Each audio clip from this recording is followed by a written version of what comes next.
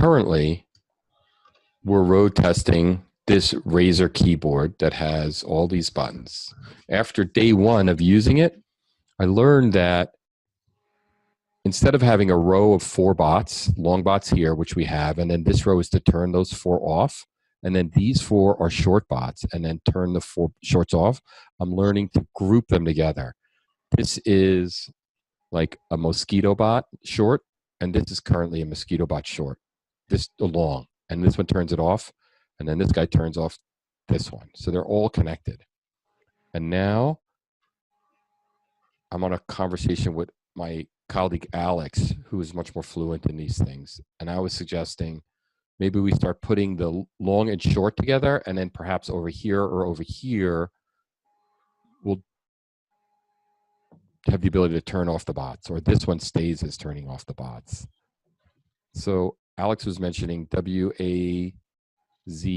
So go ahead, Alex. What were you thinking? So, yeah, so one method of doing this is to so the other reason I'm talking about this is that every time you put your hand on this keyboard, your hand goes to the same area, and then your hand is primed to hit the same buttons each time. So whenever you put your palm on the rest, which you can do now, Carl, if you want, just for the experience, like your thumb should be hovering right on 20. My thumb gravitates here to the Alt keyboard. This is very far to reach my thumb to reach. I see. And then... But it's still so big. Like I slam it. It's just so for the recording, what we did before we road tested this 20 button is disable all bots, which came in very handy. It's very nice because it's so easy to hit whether your hand's on the mouse or your pointer finger come over, and that kills everything. And then, I'm thinking your middle finger is on 8. Let's see, my middle finger. When I first put it on, no, my fingers go to here. They gravitate to right to this row. Yeah, I mean, this is just going to be like what comes naturally. And then, as you move forward with it, you just need to build the habits. Okay, so what I'd like to do then, can we take this row here, which are turning all the short bots on, move them down 1 row. Then we have the reverse on stop functionality, our key bindings that we haven't built in. So in here, if I go back to this board and I right click and I go to bindings, we added reverse, enable, disable. So we could add those binding keys in. Oh, that's right? I know, right? Added a whole another layer of complexity to the binding process. So are you saying you need 3? Actually, so my question to you now is the disable bot button. Does it disable the reverse? No. Currently, this is build 1 of the reverse. So right now you turn them on here manually or with the bindings. However, if this, let's say order flow with pivot bot long goes on, and it does, once it goes on and reverses on stop or it gets stops out, it turns off. So you have to reset it each time. Got it. Well, so right now, if we're trading in the market, nothing would happen because the bots aren't on. It's just set to reverse if it hits a stop. And that can't happen unless you enter. Unless you enable it, right. Okay, got it. I was just wondering from a functionality standpoint, do you need like a shut everything off? But no, you just need to shut all the bots off because at that point, the reverse isn't going to do anything. Right. So we have to shut everything off here. And then we should add, I have flatten cancel and other stuff on the mechanical keyboard. Maybe we'll add that here.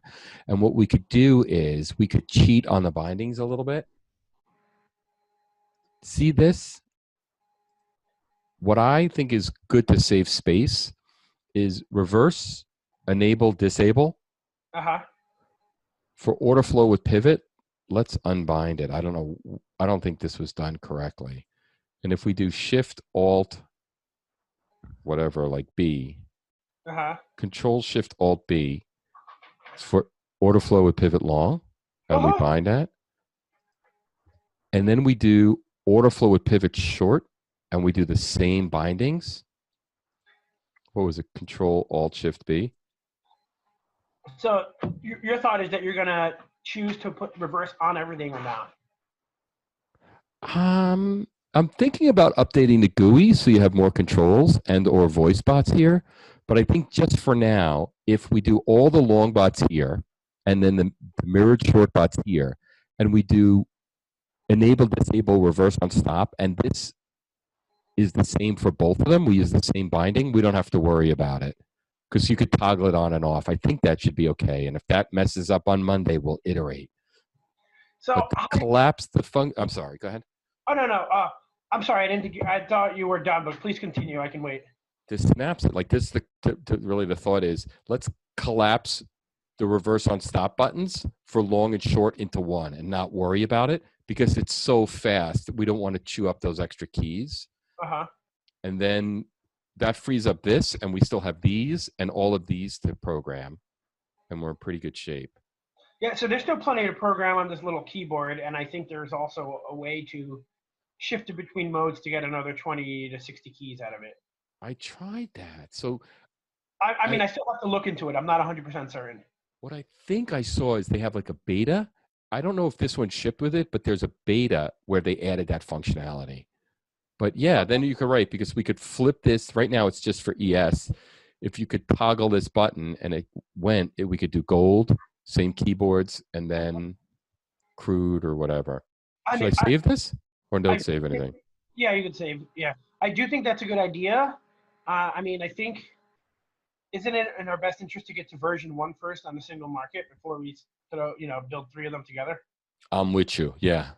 So let's iterate. Yeah, I think that's a good idea. So we'll iterate this. These 4 get pushed down. Then these 4 become reverse on stop binding. So because I was using it with the mouse and it was kind of okay, but it was a little slow. Like you could miss that. And what I realized is it's probably better. Now, this is what I've learned about reverse on stop, just using it one day with the keyboard, is that it's probably better. It's always on default, and you stick with just setups that are reverse on stop friendly. And those are the super clean ones where you have a lot of book pressure. Like, for instance, this is it. This is classic. This happens all the time.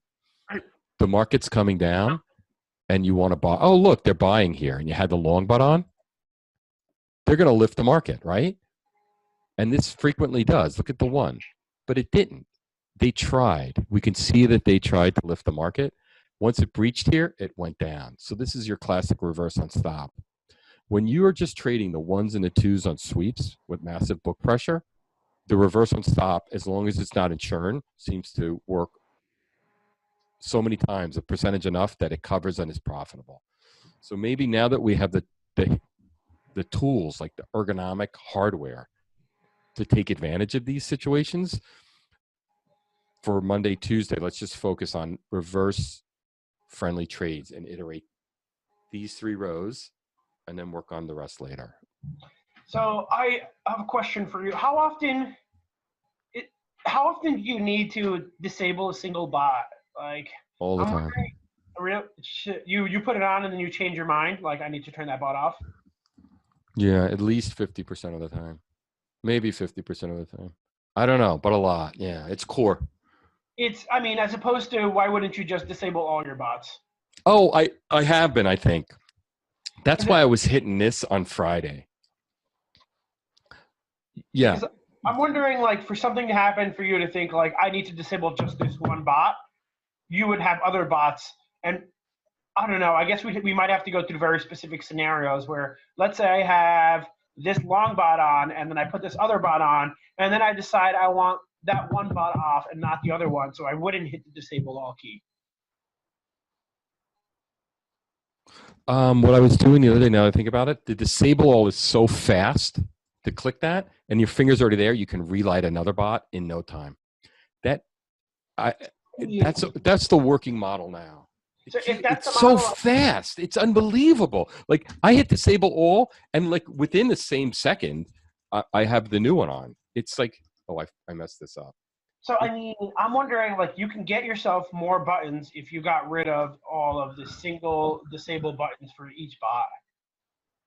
Oh, we don't have any disable buttons for the bots. Oh, we do. These are all gone. Currently, Oh, I see. Well, you're saying instead of put them up here, right? We could just nix that. You disable all.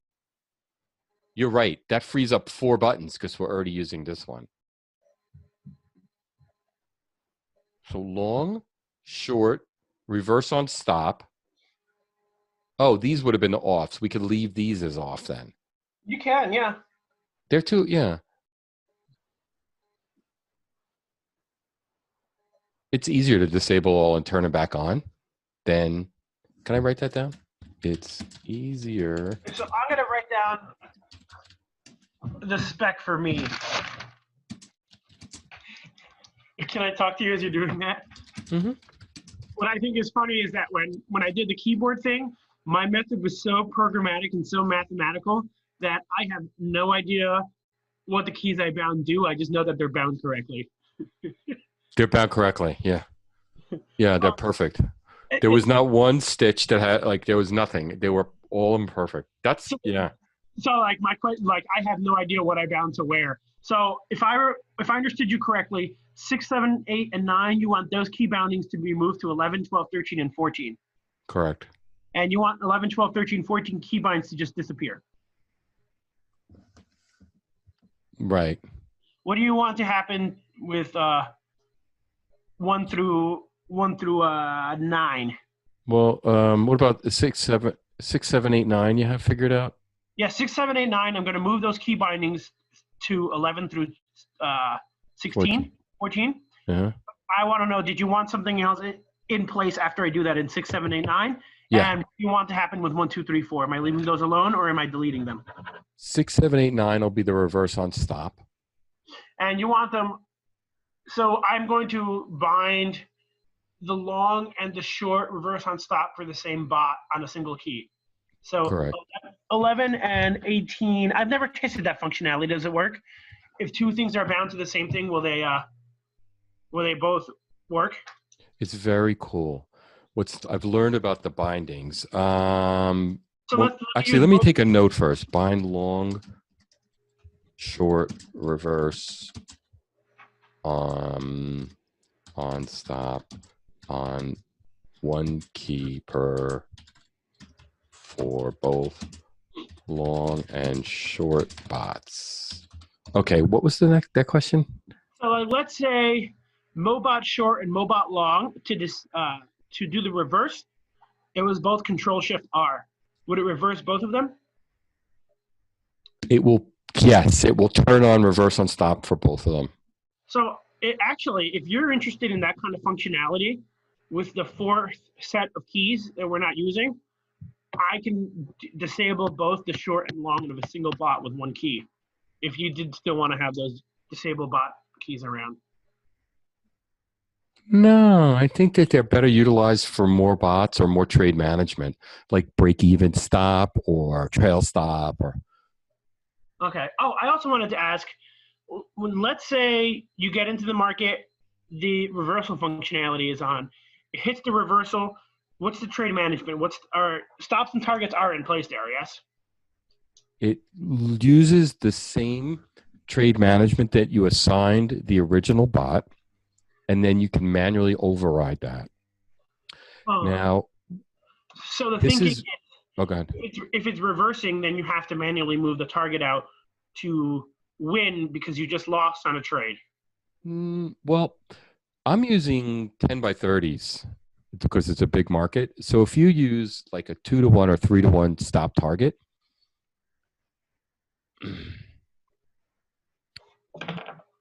let's say you lose 8 ticks on the first one. It's a two-point stop. And it reverses, but you get 16 points on there. You net 8 minus buy and sell for 2 of them. So it's 8 minus 2 round turns. Got it. Wait, so you said you're doing 10 by 30, 10 ticks by 30 ticks? That's what I was doing on Friday in this volatile market. And what I did was I left the trades on, knowing that they wouldn't always hit their stop, instead of doing trade management, because I wanted to record the maximum favorable excursions of the trades and then historically go through that data and say, oh, you know what? 30 on the flip on ES and volatile is a little high or slow. You want to do 20 on the flip, or once it gets to 20, you want to break even or something. So yeah, that's the next area of working for what is smart trade management for reverse on stop. And that's where I would think that would be good to get your head around that. So you can go, oh, Carl, this is what you want to do, or this is how you want to measure for it, or these are some models we could build so we could collect that data so we can then make data-driven, answers, get data-driven examples or answers, solutions.